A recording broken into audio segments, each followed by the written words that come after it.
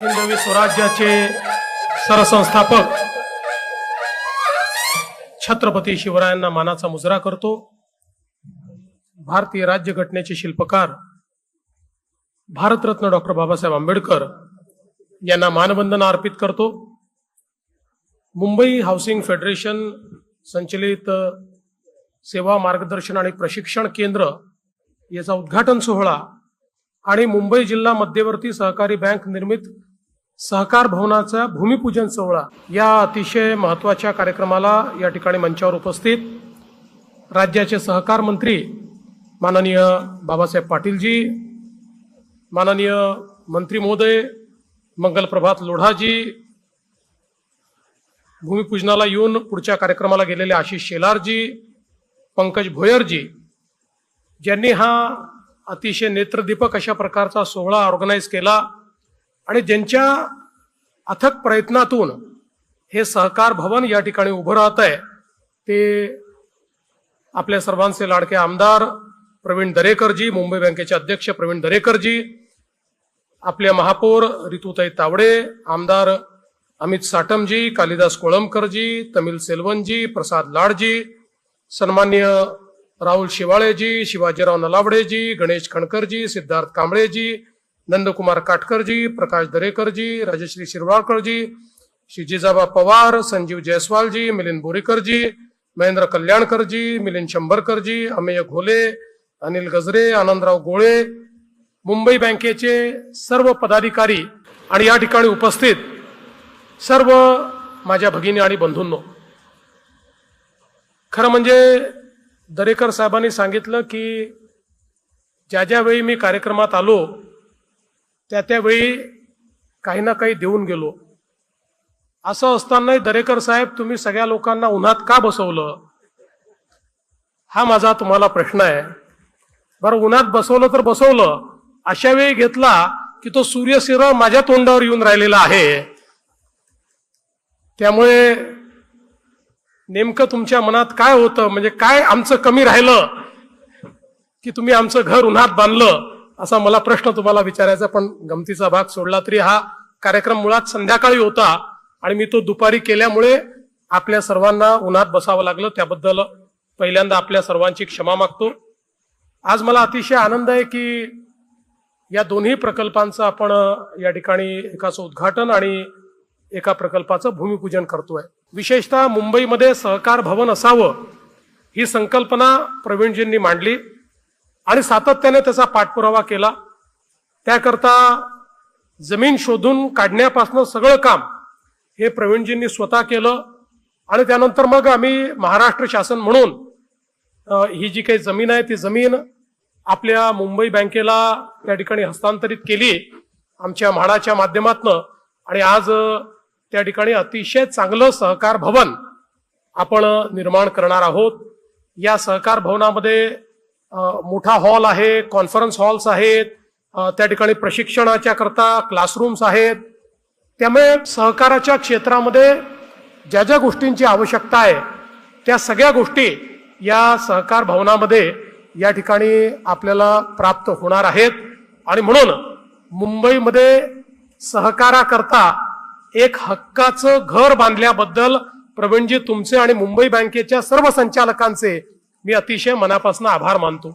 आताच बाबासाहेबांनी आपल्याला सांगितलं की मुळामध्ये आपल्या सहकाराच्या क्षेत्रामध्ये देशात सर्वात जास्त सहकारी संस्था या आपल्या महाराष्ट्रामध्ये आणि या सहकारी संस्थांमध्ये एक सगळ्यात मोठा वाटा हा सहकारी गृहनिर्माण संस्थांचा आहे आणि या सहकारी गृहनिर्माण संस्थानांचा विस्तार हा मोठ्या प्रमाणात MMR रिजन, पुणे, नागपूर, नाशिक अशी जी महानगर आहेत या महानगरांमध्ये खूप मोठ्या प्रमाणात या संपूर्ण गृहनिर्माण संस्थांचा विस्तार आहे।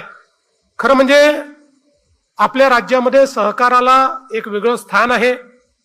सहकाराने विशेषतः ग्रामीण भाग असेल, शेती असेल, शेतीपूरक उद्योग असतील, यात अतिशय उत्तम काम केलं आणि म्हणून आपण सगळे त्याच्याकडे विशेष लक्ष देत होतो।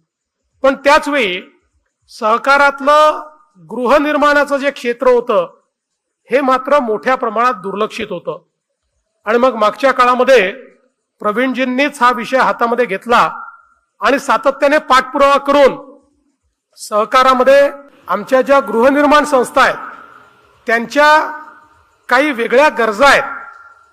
सगळ्या संस्थांना सारखा विचार करून आपण कायदे तयार करू शकत नाही. त्यांच्याकरता वेगळ्या कायद्यामध्ये तरतूद केली पाहिजे. हा पाठपुरावा त्यांनी केला आणि त्यांच्याच पाठपुराव्यामुळे मागच्या काळामध्ये आपण सहकार कायद्यात बदल केला आणि गृहनिर्माण संस्थांचा वेगळा चॅप्टर हा आपल्या सहकार कायद्यामध्ये ऍड करून गृहनिर्माण संस्थांकरता ज्या ज्या तरतुदींची आवश्यकता होती त्या सगळ्या तरतुदी आपण त्यामध्ये घेतल्या. एवढंच नाही तर या गृहनिर्माण संस्थांचे इलेक्शन्स, त्यांचे बाकी सगळ्या गोष्टी याकरता सहकारामध्ये खूप त्यांना अडचण व्हायची. त्यामुळे आपण निर्णय केला की याचं 100% डिजिटायझेशन करायचं आणि कोणालाही कार्यालयामध्ये सहकार विभागाच्या येण्याची आवश्यकता पडू नये अशा पद्धतीचा इलेक्ट्रॉनिक डिजिटल प्लॅटफॉर्म तयार करायचा. मागच्या काळामध्ये तो प्लॅटफॉर्म देखील आपण तयार केला आणि तो प्लॅटफॉर्म डेडिकेट केला. त्यामुळे आता या गृहनिर्माण संस्थांचे अध्यक्ष, सचिव, कारण आपल्याला माहिती आहे की शेवटी या गृहनिर्माण संस्थांचे अध्यक्ष आणि सचिव हे कुठेतरी नोकरी करत असतात, व्यवसाय करत असतात. आपला सगळा वेळ सांभाळून आपलं सगळं जे काही नोकरी आहे ते करून त्यांना संस्थेकडे लक्ष द्यावं लागतं आणि त्यांना जर छोट्या छोट्या कामाकरता सहकाराच्या कार्यालयामध्ये चक्रा माराव्या लागल्या तर त्यांना ज्या अडचणी सहन कराव्या लागत होत्या त्या अडचणी दूर करण्याचं काम हे आपण त्या माध्यमातून केलं. मग त्यानंतर हा विषय आला की कार्यालयांचं विकेंद्रीकरण झालं पाहिजे. एकाच कार्यालयामध्ये सगळ्यांना मुंबईत यावं लागतं. मग आपण त्याचं विकेंद्रीकरण करण्याचा निर्णय घेतला आणि मोठ्या प्रमाणात त्या ठिकाणी दिलासा दिला. मग आमच्या सहकारी गृहनिर्माण संस्थांकरता डीम कन्व्हेन्सचा विषय आला, तो विषय आपण केला. मग सहकारी गृहनिर्माण संस्थांकरता विशेषतः ज्या 2च्या सोसायट्या होत्या त्या 1 मध्ये आणण्याचा विषय होता. त्या सगळ्यांना भोगवटदार 1 मध्ये आणण्याकरता गृहनिर्माण सोसायट्यांकरता एक वेगळा निर्णय घेऊन आणि त्यांना अतिशय कमी दरामध्ये, मला असं वाटतं 5% त्या ठिकाणी वर्ग 1 मध्ये आणून त्यांना सोसायट्यांना त्यांच्या जमिनीचा मालक करण्याचा निर्णय देखील आपण त्या ठिकाणी केला. आणि यामुळे या सगळ्या गृहनिर्माण सोसायट्यांना रिडेव्हलपमेंट करता एक मोठं एव्हेन्यू त्या ठिकाणी प्राप्त झालं. त्यानंतर मग एक अत्यंत चांगला मुद्दा प्रवीणजींनी या ठिकाणी आणला आणि सांगितलं की वर्षानुवर्ष या विकासाच्या या प्रक्रियेमध्ये ज्या गृहनिर्माण संस्था आहेत, कुठल्या तरी बिल्डर त्यांच्याकडनं एनओसी घेतो, त्यांच्याकडनं त्यांचे कन्सेंट घेतो, त्यांना बाहेर काढतो आणि मग वर्षानुवर्ष ते बाहेर येत नाही. किंबहुना त्यांच्या सोसायटीच्या भरोशावर बिल्डर मोठा होतो पण त्या सामान्य माणसाला काही मिळत नाही.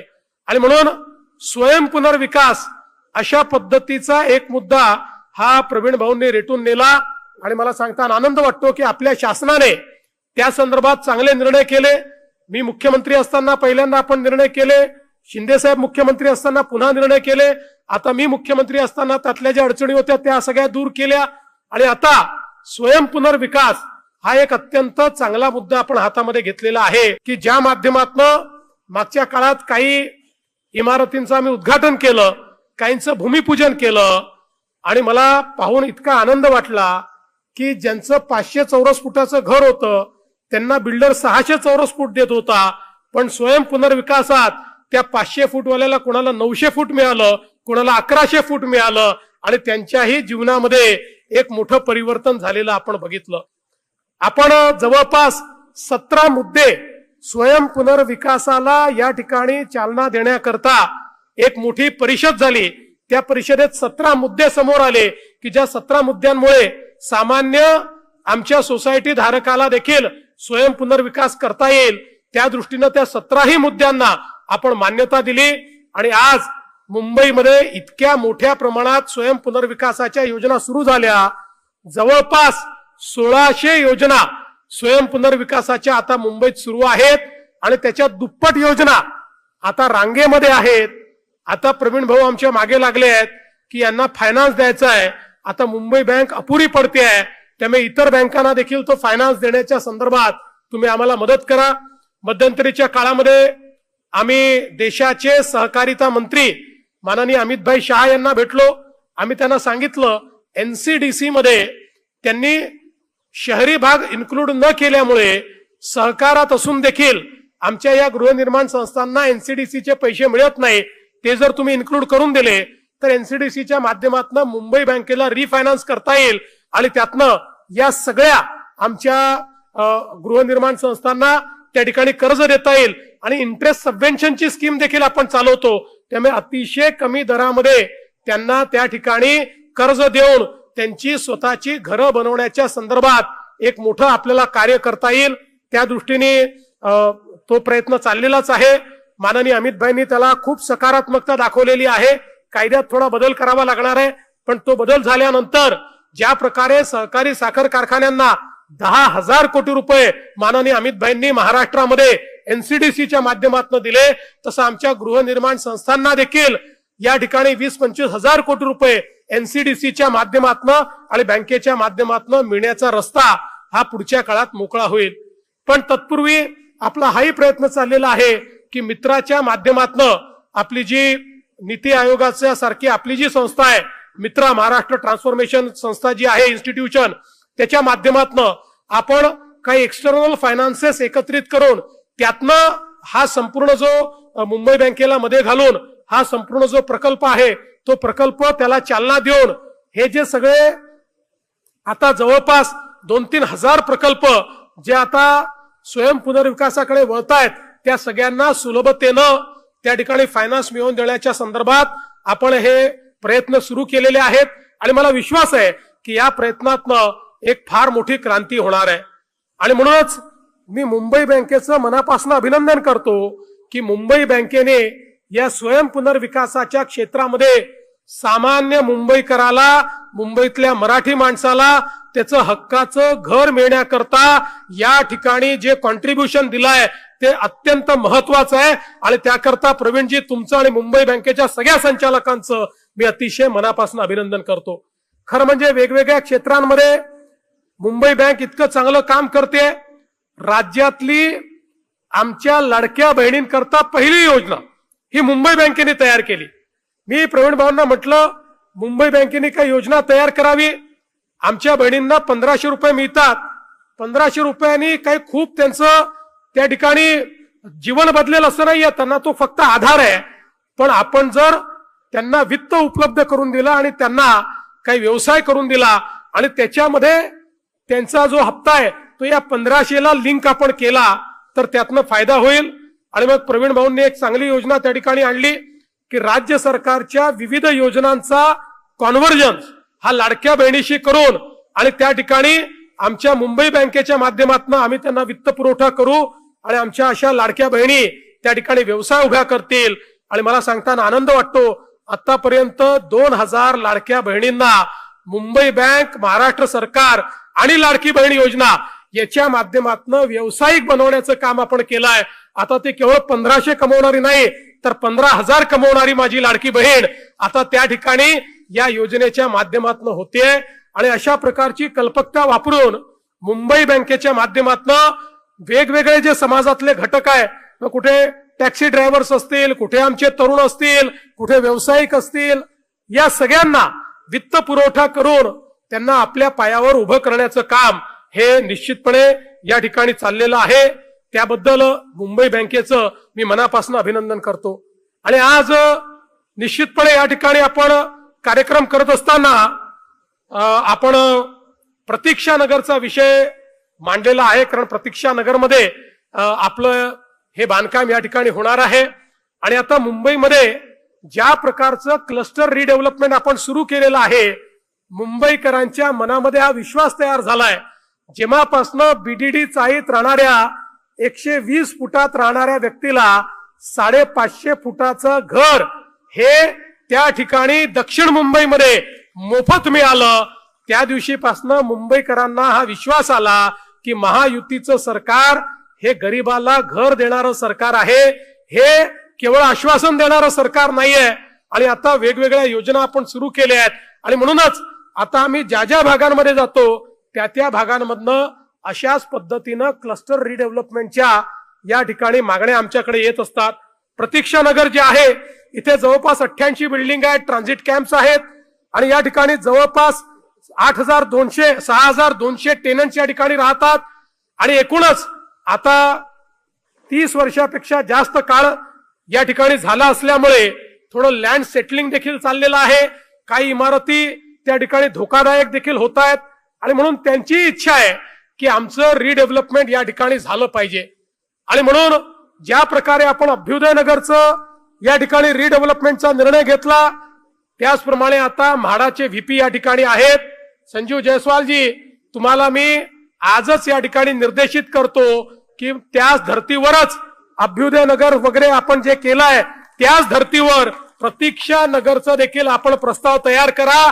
इथल्या लोकांना एकत्रित घेऊन प्रतीक्षा नगरलाही म्हाडाच्या माध्यमातून उत्तम अशा प्रकारची घरं इथल्या सगळ्या रहिवाशांना आपण कशी देऊ शकू आणि त्यांचाही चांगल्या घरात राहण्याचा जो काही त्या ठिकाणी त्यांचं स्वप्न आहे, मोठ्या घरात राहण्याचं जे स्वप्न आहे ते कसं आपण पूर्ण करू शकू याचा आराखडा तात्काळ आपण तयार करावा अशा प्रकारची विनंती आपल्याला करतो. आणि आज पुन्हा एकदा एक अतिशय चांगल्या कार्यक्रमाकरता प्रवीण भाऊ तुम्ही आम्हाला बोलवलं.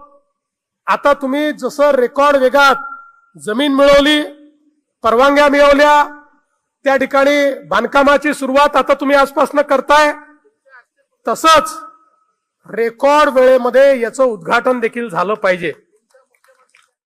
ते म्हणतात तुमच्या काळातच करणार आहे, मी पुन्हा येणारच आहे म्हणजे इथे उद्घाटन करायला. आपला नाराच आहे मी पुन्हा येईल, त्यामुळे जिथे भूमिपूजन केलं तिथे उद्घाटनाला जातो म्हणजे जातोच. त्यामुळे आपण अतिशय वेगानं हे काम या ठिकाणी पूर्ण करावं, अतिशय दर्जेदार अशा पद्धतीचं काम करावं आणि सहकार क्षेत्रामध्ये सहकार भवन हे कसं असलं पाहिजे हे सहकारातल्या प्रत्येक कार्यकर्त्याला त्याचा अभिमान वाटला पाहिजे अशा प्रकारचं सहकार भवन असलं पाहिजे. अशा प्रकारची विनंती तुम्हाला करतो. मी असेन, बाबासाहेब असतील किंवा भोयरजी असतील, आमचं आजपासूनच उद्घाटनाकरता मी बुकिंग करतो. बाकी तर मंत्री येतीलच, पण आमचंही आपण या ठिकाणी बुकिंग घ्या आणि वेळेत या ठिकाणी आपण हे उद्घाटन करा अशा शुभेच्छा देऊन माझे 2 शब्द संपवतो. धन्यवाद. जय हिंद, जय महाराष्ट्र.